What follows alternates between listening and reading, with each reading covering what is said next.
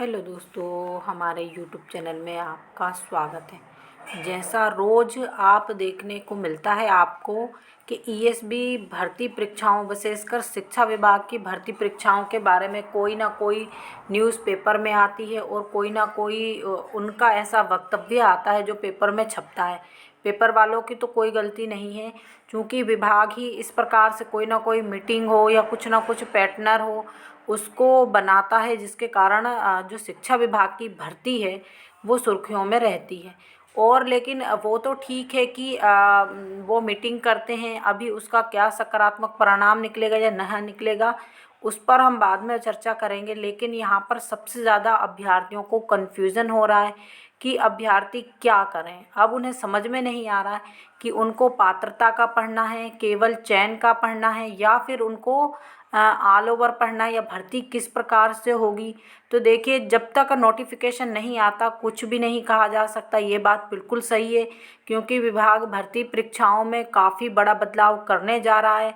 अब देखिए, यहाँ पर एक चीज़ और भी कही गई है। कल के न्यूज़पेपर में आप लोगों ने देखा होगा, शिक्षक पात्रता परीक्षा, इसमें भी अभ्यर्थियों को 2 ही परीक्षाएं देनी होंगी।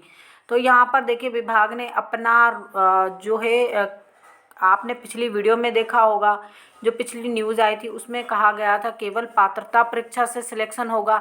लेकिन ये कहीं नहीं कहा था कि एक ही परीक्षा होगी। हाँ, ये कहा था कि पात्रता परीक्षा से सिलेक्शन होगा। लेकिन अब की बार इसमें क्या कहा गया है कि जो शिक्षक पात्रता परीक्षा है उसकी 2 परीक्षाएं होंगी, एक सामान्य परीक्षा होगी और दूसरी क्या होगी, पात्रता। अब अगर हम इस चीज़ को गौर करें कि देखिए, जो शिक्षक पात्रता परीक्षा है वो तो वहीं की वहीं रहेगी। और दूसरी बात, आपने पिछली न्यूज़ में भी देखा होगा कि अब पात्रता से ही सिलेक्शन होगा, यानी जो मेरिट बनेगी, जो अंकों की गणना होगी और जो अभ्यर्थियों को नियुक्ति दी जाएगी वो किस आधार पर दी जाएगी, केवल शिक्षक पात्रता परीक्षा के आधार पर दी जाएगी। अब लेकिन चयन परीक्षा को इसका मतलब हटा दिया गया है, पिछली वीडियो में भी हमने बताया था आपको। अब लेकिन देखिए, यहाँ पर लिखा हुआ है कि 2 परीक्षाएं होंगी। तो देखिए, एक क्या होगी, आपकी सामान्य परीक्षा होगी। सबसे पहले विभाग क्या करेगा, सामान्य परीक्षा का अर्थ यह है कि इसमें सभी अभ्यर्थी, चाहे वो वर्ग 1 से जुड़े हों, 2 से जुड़े हों, 3 से जुड़े, हमने पहले भी आपको एक न्यूज़ बताई थी कि अब विभाग एक ही परीक्षा करवाएगा।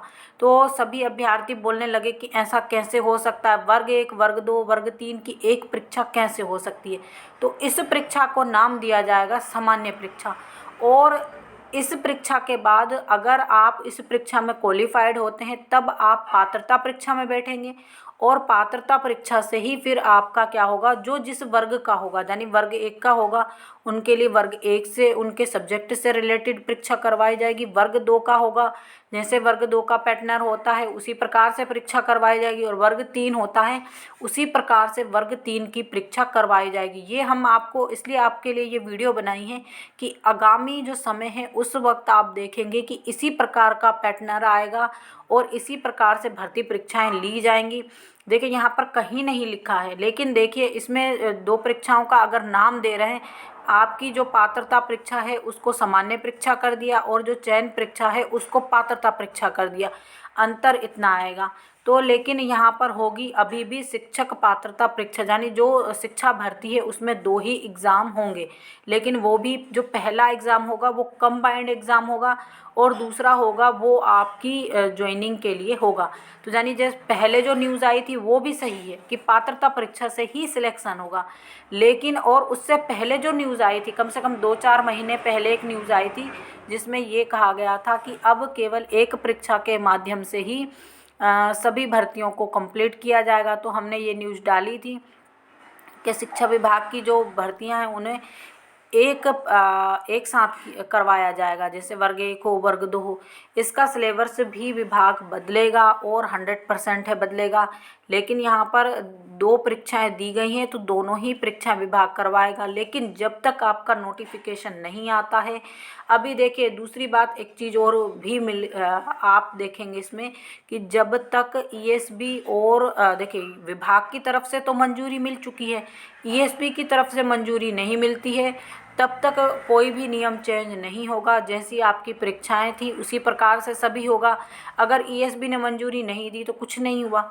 जैसा आपका रूल्स चल रहा था वही चलेगा। हाँ, अगर ईएसबी ने मंजूरी दी, कैबिनेट में भी सख्ती से इसका जो भी उन्होंने नियम बनाए हैं और उसको सख्ती से अगर विभाग से पालन करवाना चाहे, क्योंकि ईएसबी थोड़ी ना बड़ा है, ईएसबी का काम है केवल पेपर करवाना, और जो रूल्स वगैरह नियम तय करता है वो डीपीआई और कैबिनेट मीटिंग में तय होते हैं। अगर यहाँ पर डीपीआई और कैबिनेट मीटिंग अगर इस प्रकार के अगर बनाना चाहता है रूल्स और इस प्रकार से भर्ती करना चाहता है, तो फिर कोई कुछ नहीं कर सकेगा, ईएसबी को भी करवाना पड़ेगी, क्योंकि ईएसबी का काम है केवल परीक्षा लेना। तो इसी प्रकार की जानकारी के लिए हमारे साथ जुड़े रहिए।